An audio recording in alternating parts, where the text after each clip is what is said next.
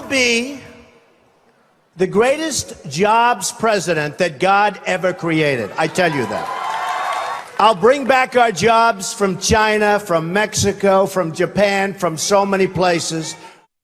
Donald Trump, during his announcement speech last month, saying he will bring jobs back to America. The Donald's approach to growing jobs deals with tax policy. Trump says lower taxes spur the economy and, in fact, grow jobs. Back in 2011, he created a 5-part tax plan he says will grow our economy. That plan includes abolishing the estate tax, taxing companies that outsource jobs, and, of course, lowering the income tax. A couple other things, too, there. But let's bring in a couple of great folks to talk about it. For more, Betsy McCaughey, the former lieutenant governor of New York and Newsmax insider, Skypes in from Connecticut. And from our Florida newsroom, we welcome James Davidson, the best-selling author and investor. James, the Trump plan sounds like classic supply-side economics. How would you characterize it? Well, I think it is that, and it would be a very interesting experiment to see how it worked if we reduce the cost of capital as he's intending to do. I think, of course, if you put something like that in front of the Congress, it would be like submitting Miss Universe to a 535 demented plastic surgeons. You're not sure exactly what you'd come out with. Well, that's interesting imagery.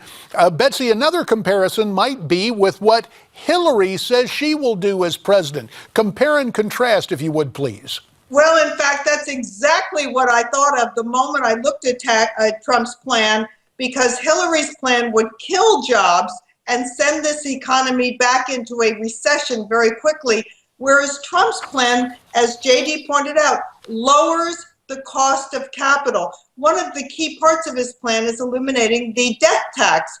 And that's important. Most people think about that as something that just affects rich people. But in fact, the estate tax or death tax kills small businesses. You build up a business your whole life, and then you can't afford to pass it on to your children and continue to hire and create jobs because the estate tax forces you to sell it. So this is a very, very important part of the Trump plan. Yeah, and of course, he also lowers the cap gains rate. We have to go back to calling the estate tax the death tax. That's what we called it when I was in Congress, and we actually put it to death. Yet, like a Friday the 13th movie, here it is back again, causing so many problems. James, to income taxes, interesting the way that Donald outlines his plan. He says if you make $30,000 a year, you'd pay 1% of your income. If you make more than $1 million, you would pay 15%. Kind of a modified flat tax? Well, it's certainly flat as compared to the current rates. We'd have to see all the details, but I think, what he's telling you is that you get to keep more of the money that you make, and this would probably spur some activity. At least we hope it would. That's right. I'd also like to ask Donald Trump what he would do with the payroll tax, because it's the invisible nature of our high tax system that's really killing us, and that's the payroll tax.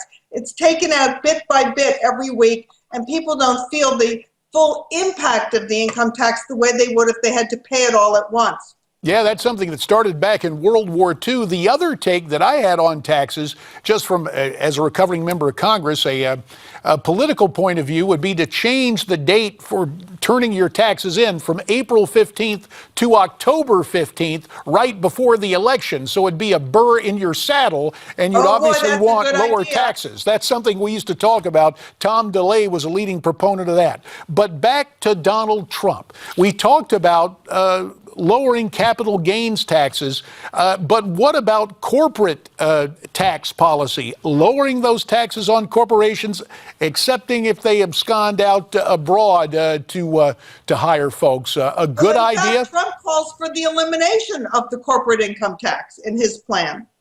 Oh, and that would put us on par with some foreign economies, would it not, James? Well, right now we're not on par with anybody in this part of the universe because we have the highest corporate taxes in the world, and this is definitely a motivating factor for a lot of unnecessary complications that we see with companies like Google or others, Starbucks, that incorporate, some sort of subsidiary with a Jersey cow that's owned by a trust, and someplace or other in order to avoid paying these ridiculous taxes. We put a penalty on doing business in the United States, and we wonder why people are outsourcing jobs.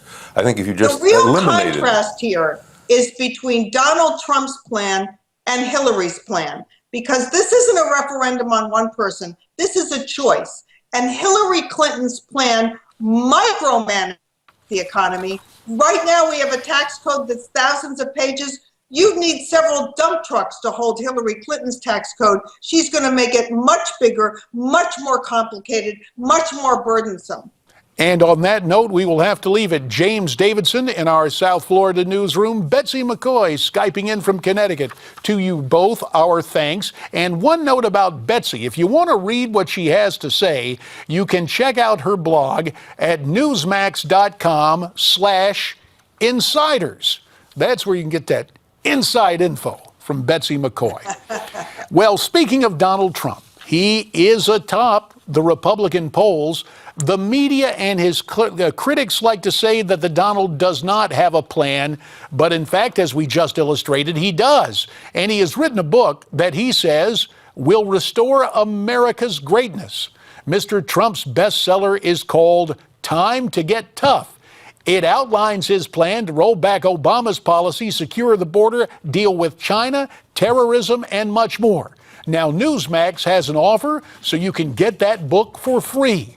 Go to newsmax.com/TrumpBook and get your copy today. Newsmax.com/TrumpBook. One word, well, maybe two, three. We'll be back.